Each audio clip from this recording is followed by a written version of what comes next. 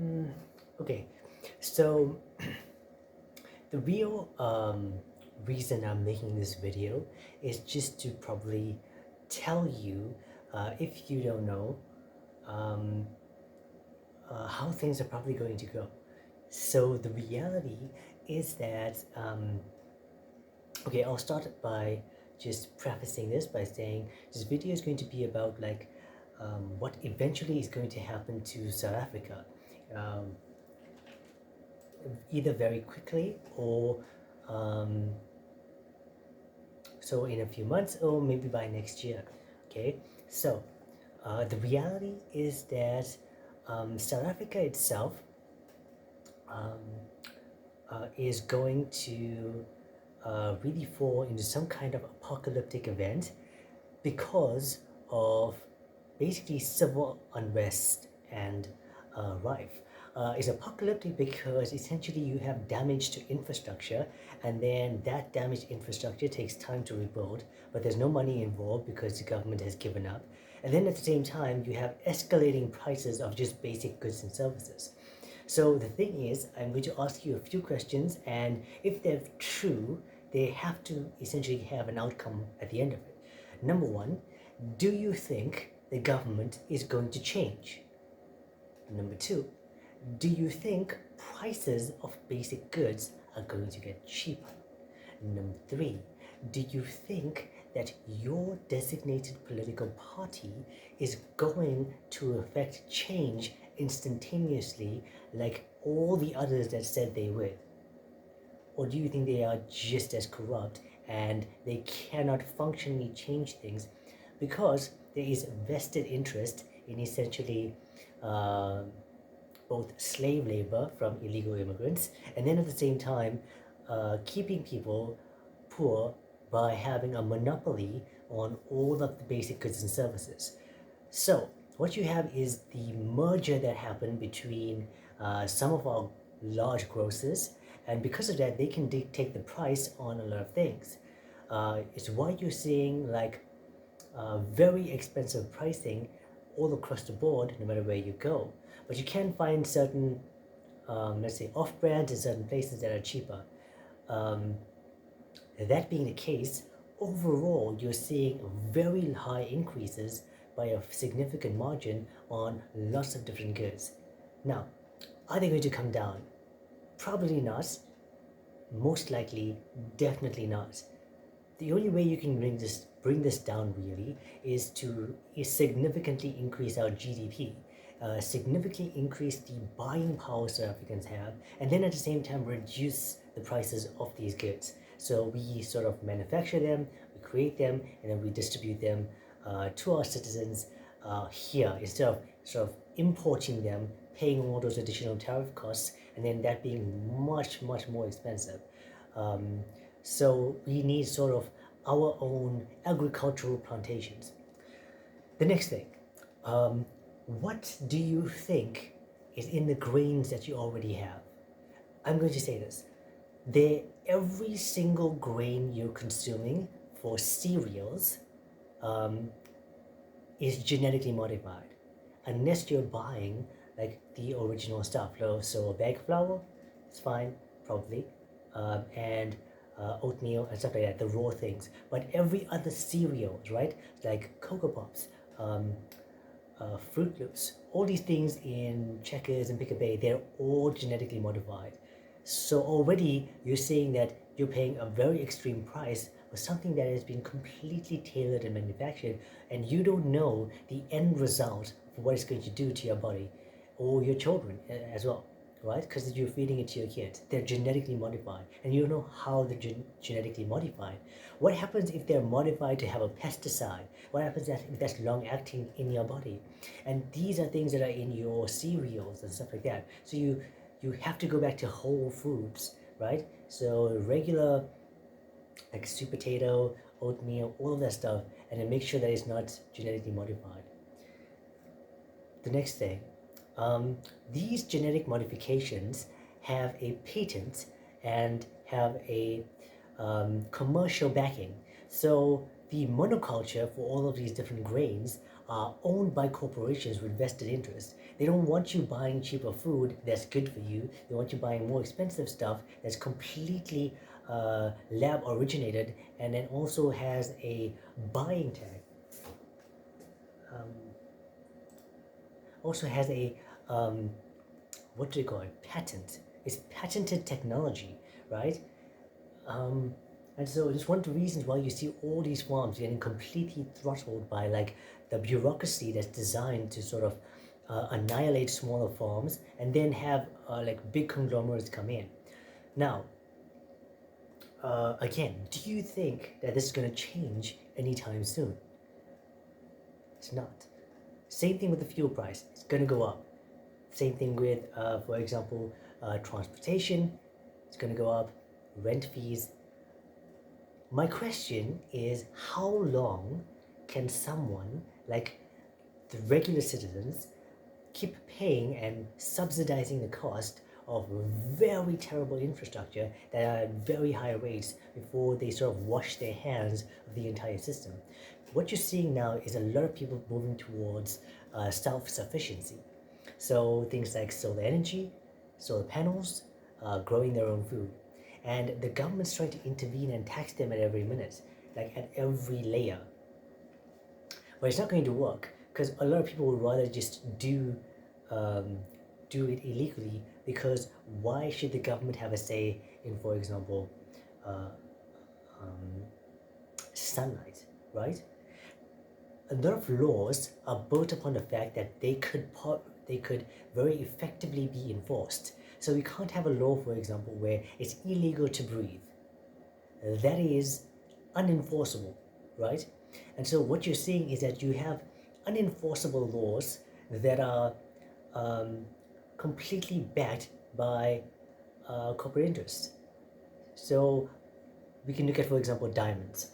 If you, as a South African citizen, find a huge amount of diamonds in your backyard, for example, you don't own any of that, and the government can probably take your land and not pay you, and then put in a diamond mine to get all of that out of there, because you have no capability to profit off of something that's in your own property, because those diamonds are completely sort of encased in a in its own economy tied to an entire conglomerate, right? De Beers, the diamond mines, and all of that. You literally can't own diamonds that you find in your property, or if you find it. So what did that lead to? That led to a lot of people just throwing them away if they did find it, or not telling anyone.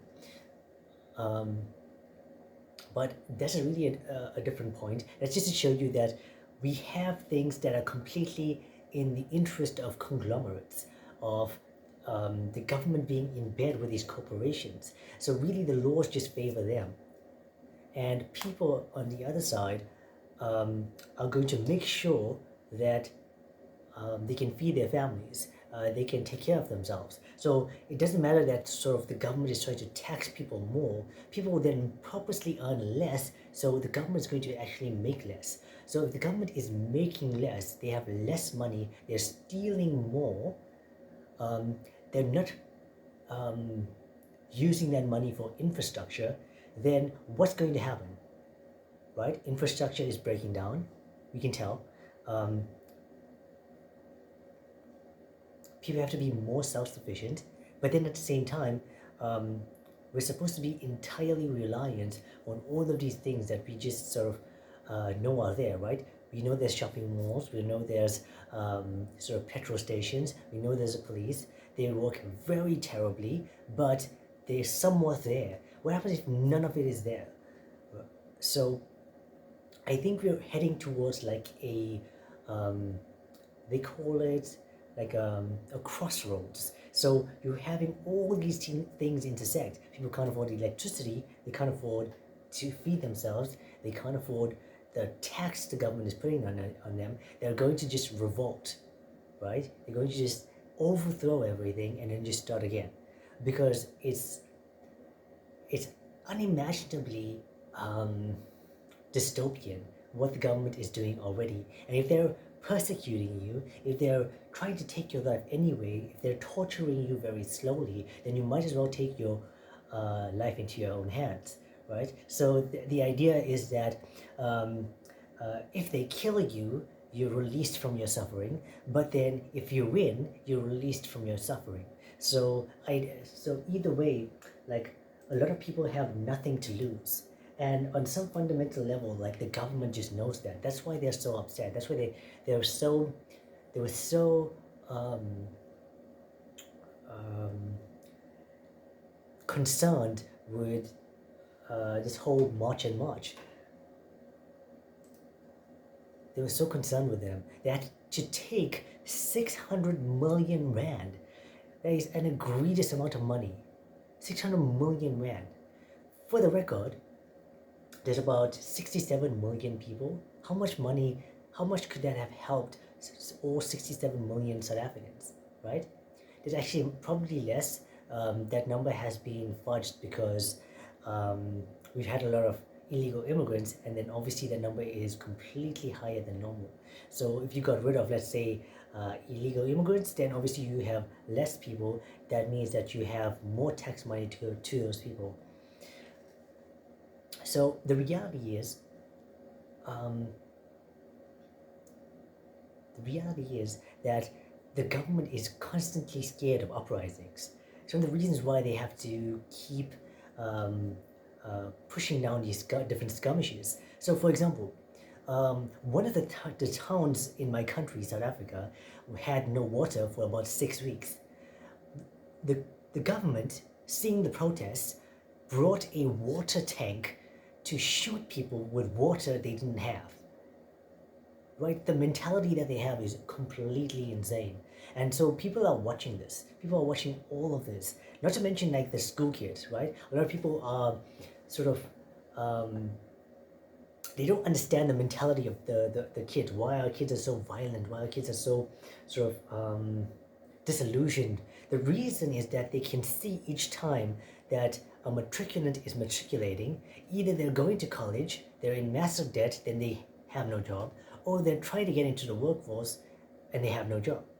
And so the people who, let's say, in grade 7 can see this, and they see like a chopping block coming for them, that eventually is going to be them. So every year you have all of these people who graduated college or who didn't go to college, who have no job, and then new people who just matriculated who have no job.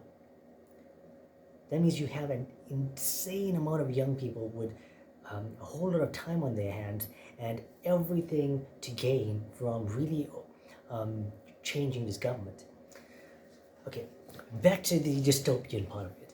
What's going to happen is that people are not going to take it anymore, and so they're going to revolt and they're going to do a whole lot of petty violence. And it's going to come in some kind of form of attack, and then it's going to escalate. This is what happened with the lootings that happened in, like, coronavirus, right? It just kept escalating, and then we had fires, stealing from warehouses, and it was a mess. But it's going to be worse, because what happens if you have your shopping malls, your petrol stations, they're just gone. So then where do you buy stuff?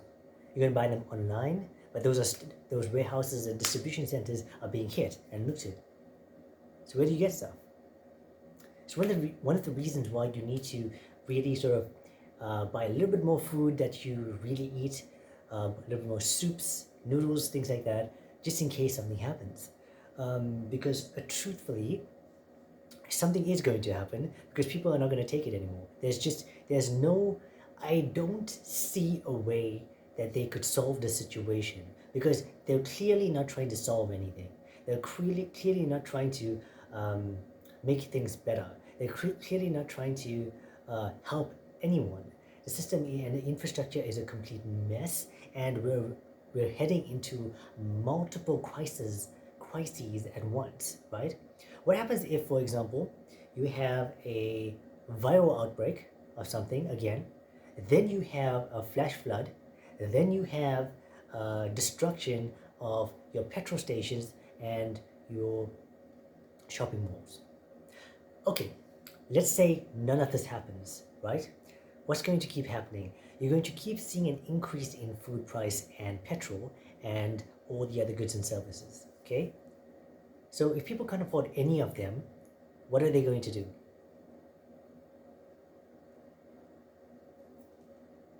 Right? So like either way, something is going to break, and then people are just going to go crazy. And the reason why is because a lot of people are not had like um, a lot of people have not had like um, a proper voice, a proper person to listen to them. Obviously, we had March and March, yes, but that's not done anything. All it's shown people is that um, the government the government will change if people force them to. And so um, really like or no matter what they could say, like the actions are going to speak louder than words. So we're going to head into multiple crisis points at once, and it's something I don't think any person is just ready for. Right? They call it like a civil war that's between two differing factions. So, for example, a civil war would be between like let's say red and blue, or yellow and black, or let's say um, um, like circular and square. So you have two different factions. But a dystopia is more like a breakdown of society. It's like a post-apocalyptic world. So it's essentially not different factions, but you have like a whole bunch of people who are just victims of a very violent situation. Like no one asks to be here. No like young person asks to be completely like almost homeless and in poverty and to deal with all these high prices, and then not to mention you have like conglomerates meeting each other to keep maintain these high prices wherever you go, and then also like be fed like complete garbage. And so we are seeing now, I think, the beginnings of a very, very real, um, um, like chaos, very, very real chaos coming into this country. I don't think a lot of people are ready for it. I don't think anyone can understand, right? Like just this, the level of anger a lot of people have from just being mistreated for like decades is like completely justified, but this is at the same time there's going to be just like petty violence continuously. There's going to be like burning and all this other stuff. And now obviously like um, you would think that I'm fear mongering, but like I'm telling you, the government's not doing anything. Right? Prices are getting more expensive. So what's going to happen when people can't afford it? What happens when like the places that you rely on break down, for example? Do you think that people are going to sort of be in a circle together and then hold hands and then sit down? Like it happens time and again in all of these different countries. Why should you expect like the psychological behaviors to be very different? You have something coming where multiple intersections are going to happen at once, right? Like either food scarcity because people can't afford it, or food scarcity because people uh, uh, um, so food scarcity because people can't afford it, or food itself is less available because there's something going on with the importing, there's something going on with like different bottlenecks that can't keep up. Infrastructure breaks down so you could literally can't access it, right? What happens if there's just no water coming into your tap? Like, how do you deal with like 6 weeks of no water? That's what happened to one of our towns. And then when you're upset, they come with a water tank and they blast you with water at a high pressure that almost kills you. Like this is a ridiculous concept. Like it's like cartoonishly evil. And so I don't think that you should have any qualms or any kind of doubts with preparation, right? understanding that you should be more self-sufficient. You should have a backup in case like the power goes down. You should have a backup in case you have like no water for a few days. That's just going to be helpful. And if nothing happens, that's okay. You have a bit more extra for you to use in case something does happen. So the reality is that you really need to prepare. You really need to take care of yourself. You really need to stay vigilant on like the things that are happening in your area, and then also you need to understand like where you are currently like in this country.